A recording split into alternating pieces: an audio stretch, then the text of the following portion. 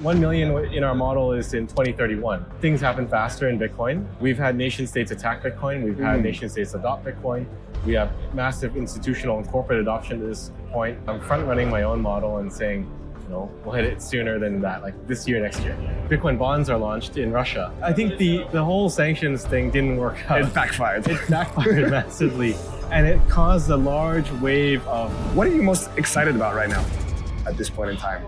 It's not just about Bitcoin. It's just lifting them out of poverty and giving them opportunity, which I think is the biggest gift that we as Bitcoiners can give to the world. Welcome back, guys, to your Bitcoin Story podcast with your host, Gigi. And we have the pleasure of Samson Mow on the show, who is the founder, as you guys know, of JAN3 and also Aqua Wallet, which I would love to focus on the next 15 to 20 minutes. So first of all, thank you. Samson, very nice meeting you in person. Yeah, great to meet you. After a long time. And I wanted to kind of, at this conference, there's been a lot of cypherpunk feeling, bringing it back. And I think that's something that we really need. A lot of other conferences and a lot of dialogue online is talking about nation state adoption, corporate adoption. But I think like the cypherpunks are the ones who brought us here. And I think the cypherpunk movement will push us further in the right direction. And I wanted to hear your take. How do you see things coming out? How is it for you being in this space for over a decade now? It's definitely interesting watching things unfold and seeing where we are. Yeah. And I just feel I'm not bullish enough because things just keep happening faster and faster, far faster than I predict them to be. That's kind of why I predicted 1 million, because I'm front running my own model. We haven't published it yet, but I have a price prediction model. We put it together a couple years back. Okay. When we're designing Bitcoin bonds, because we needed some price model. Yeah, it's our job. But I think 1 million in our model is in 2031. Okay. But because things happen faster in Bitcoin, like we've had nation states attack Bitcoin, we've had nation states adopt Bitcoin, we have massive institutional and corporate adoption to this point. I just think everything happens faster. So I'm front running my own model and saying, we'll hit it sooner than that, like this year, next year. Yeah. No, I think that 1 million is inevitable. Some people that are entering the space now at the 100K region, they're like, oh, no way we're going to go that high. But they don't realize that, people that got in like yourself in the early days when it was like a fraction of $1, $10, nobody thought it's going to be 10K and then 100K. So it's only logical that we'll go 1 million. And 1 million, we're not stopping. 10 million. Yeah. And for as long as fiat deflates itself through the printer, the higher we go. So it's only a matter of time. Yeah. But back to your earlier point, this is a definite inflection point or maybe a crossroads too, yeah. Because we're losing some cypherpunk momentum. Yeah.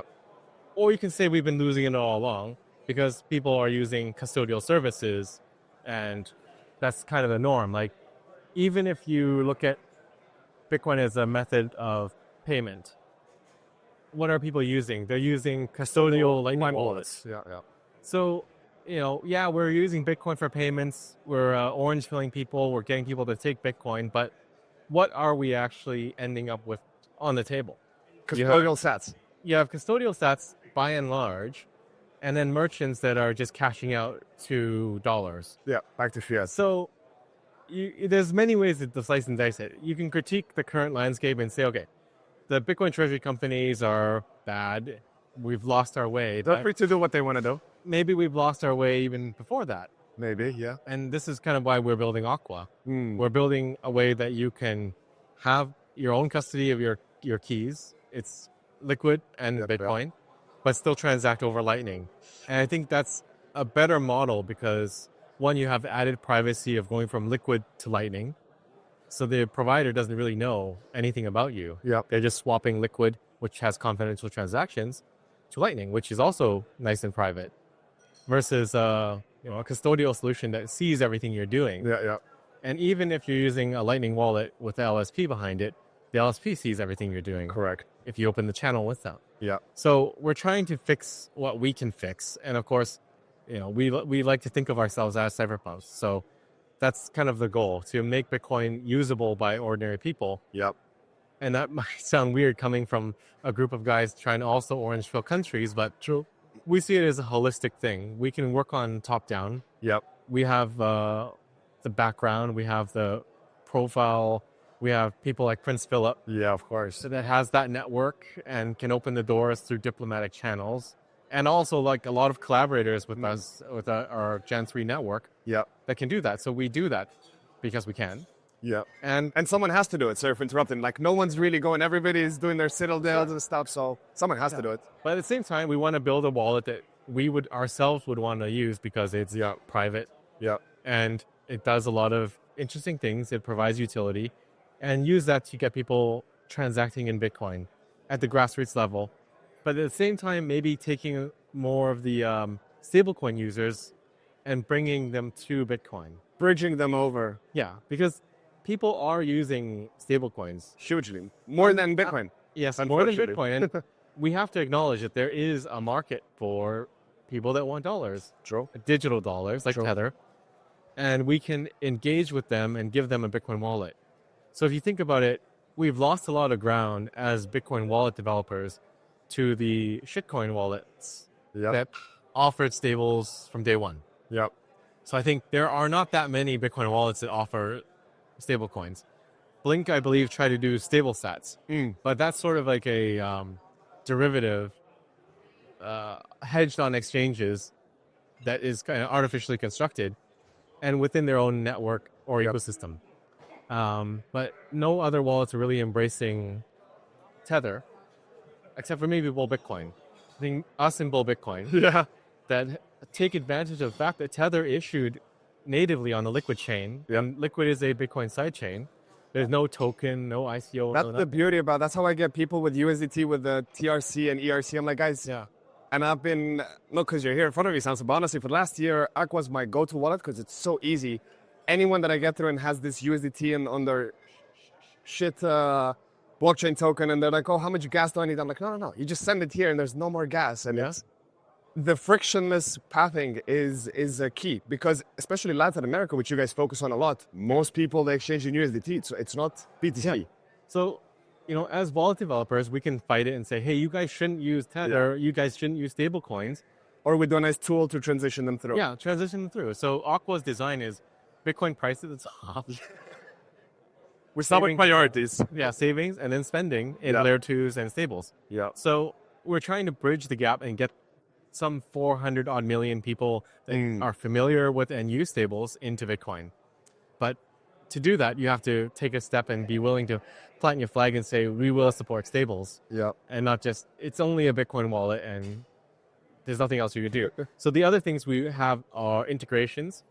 We try to integrate other stable coins like local to different regions, like DPIX in Brazil, Mexus in Mexico, and these are all in Liquid too. Okay. So we're incentivizing. You're never leaving the Liquid network, basically. From that side chain, you just go into on-chain, back to... You can do all the swaps within Liquid. Yeah. Unless you're taking from other chains in USDT into Liquid. Okay, yeah. But they'll learn eventually to use Liquid. And one cool thing we did was we launched an ad campaign just for fun in Argentina. Okay. And we put out signage all across the subways and everything, just advertising USDT on Liquid. Okay. And showing the price. Like, it was actually more expensive then. It was like, 15 cents or something like that, or 20 cents. And then Tron was like $1. Now it's $2 to transact. Yeah. And Ethereum was like $8. And we just plastered that up all over the subway system. And Argentina is our biggest market, maybe because of the ad campaign. But people will learn eventually that there is a benefit to using Liquid stable coins because it's cheaper and faster. And more private. And more private. If you're enjoying the show, it would mean a lot to me if you'd hit subscribe and leave a quick rating or review. It helps more people find these conversations and support the mission. And if you need help getting your Bitcoin off exchanges and into self-custody, or if you're ready to build a robust, bespoke inheritance plan, the Become Unruggable one-on-one consulting program where you will work exclusively with me is exactly what you're looking for. You can find all the ways to reach out to me in the show notes down below. A lot of components are stroking on. I want to add on with Aqua. You guys are also introducing something that's currently in test beating with a Dolphin Card, which is something that a lot of Bitcoiners were seeking and wanting to have a prepaid Visa card without doing KYC, of course, up to a certain limit. I believe with Aqua, if it doesn't, it's $3,000 or $4,000 per month. You KYC with email. I mean, yeah, but you don't KYC with proof of address, selfie, the whole usual shenanigans of getting a card. Why do you think you're kind of the first one that's doing that? Because I don't think anybody's done such a prepaid card just with an email. I think Bitrefill has that too, right? Just with an email? I'm not sure. Yeah. But there's also the Bitcoin company. They also have a card. Yeah, but I think they also do some light KYC with IDs, and because as we know, our cypherpunks, we don't like disclosing our KYCing to other institutions who we don't know where they store our data and who gets access or who buys it. So I love the fact with the grassroots and with Aqua. Another thing that I love is that you have the self-custody aspect. So as my listeners know very well, I very highly advocate for self-custody. That's why I do my Become Unruggable. And with Bull Bitcoin and with Aqua, what I love is that you hold your own keys. You have that access, which most, as you said, most Lightning wallets are custodial. You can get rugged any moment. You go in, it doesn't work. But you don't have this burden of having to write down these 12 or 24 mnemonic words straight away. You get a reminder back up. It's a nice way. I think the big barrier that I found with getting people into self-custody is when I sit them down and say, okay, we create a wallet now, write down all these words. And like, what am I writing? Why do I need them? And by the time you finish it, they're like, they've given up. But you kind of made it so smooth and easy, which I think is a key component to get the next masses in, is the UI, right? To make it super simple. And that's what I love about Aqua and why I use it. The switching and swapping just happens instantly. And I can pay any Lightning invoice at the conference. I was with my liquid Bitcoin, which is amazing. Yeah, I think we have to build something that people will use. Yeah. So our focus is on integrations. Like we'll integrate other places to buy Bitcoin. We'll integrate different providers like Bolts. Yeah. I think our USDT swaps are all done with SideShift and Changely. Mm-hmm. And we'll add local ways to pay different things. Like we want to integrate Locally in different regions. yeah, like Pix in Brazil. Yeah. And I think maybe one day we'll have like SimPay, like Bull Bitcoin has in Costa Rica. But Yeah. looking for local things that people want to use. So it's not just saying use a Bitcoin wallet and take Bitcoin, but showing them that you can use Bitcoin with anything. You're not trapped in Bitcoin at any point. If you want to offload into stablecoins and pay someone in Argentina for stake, you can do that. If you want to pay through SimPay or Pix, you can do that. Yeah. They understand that Bitcoin is more of a foundational layer in which you connect to everything else than something that's difficult, Isolated. and isolated. Yeah. But this is just something I don't see a lot of other wallets really doing. It's if here's a Lightning wallet, And that's it has a lot of really fancy features, but for the average person in Latin America, maybe they don't need all those fancy features. They would rather have integration with a local payment method. Yeah, And because they store need value. to get the ins and outs of when they need to use their funds. Yeah. And also, it's a luxury, too, to be able to sit in Bitcoin and, change out when you feel like changing out. Yeah. Like, I'm going to go to Prague and I'm going to, pay for some stuff, or I'm going to, take it out to my bank and pay something by bank transfer or whatever. Like, a lot of people don't have that option. Too. So we have to build for real people that Really need this. really need this, but don't have the luxury to sit in Bitcoin indefinitely. Yeah. And I think also this aspect of like this whole unbanking the bank, that I think, and I don't really believe any governmental statistics. So that half of the world is unbanked. I think more than half of the world is unbanked, because if you look at the poorer regions, which make up the most masses of us humans, they don't have a bank account. Yeah. Not because they don't want to, they just can't. There's no certain qualifications or documents. So there's such a massive market to get tapped into, and they instantly, through Bitcoin, have access to sell any product or any service to anyone in the world, no matter if it's a sanctioned country or not. It's so powerful. And I mean, how many things can be built, and the opportunities that are there, they're endless, but people are kind of just looking at a solid wall instead of turning around and seeing there's a massive green field and you can build a lot of things. Yeah, I think we should be building for the people that cannot get a bank account, To get them because that is, there's no choice for them. They need to use Bitcoin. correct. So if you can build this kind of a Bitcoin super app where you can do all these different things, then you don't need a bank, right? Yeah. So you can be a guy that's unbanked in Argentina, Yeah. get a Dolphin Card, top it up, Do your you know, spending. buy a web domain on GoDaddy and Yeah. spin up an Amazon server and build a business. That's a big game changer for people, and that might lift them out of poverty and it's not just about Bitcoin. It's lifting them out of poverty and giving them opportunity, which I think is the biggest gift that we as Bitcoiners can give to the world. We are here to make the world a better place, not for just numbers go up and be so mesmerized. But it's not just a cliche. Like a lot of us here are here to make the world a better place with Bitcoin. But we can actually do that by building tools. Correct. And just to add to it, and that trickles down, it's not just you're improving the person's life, but his whole families and potentially generational families. Yeah. Which, if, I believe in the butterfly effect, if, that spreads around, then you're changing essentially even continents on putting them on the right path of prosperity. Yeah. So I guess we have a few more minutes with everything that was discussed in the last 2-3 days. It's been great minds get together. That's why I love BTC Prague. It's like a melting point of beautiful minds exchanging ideas.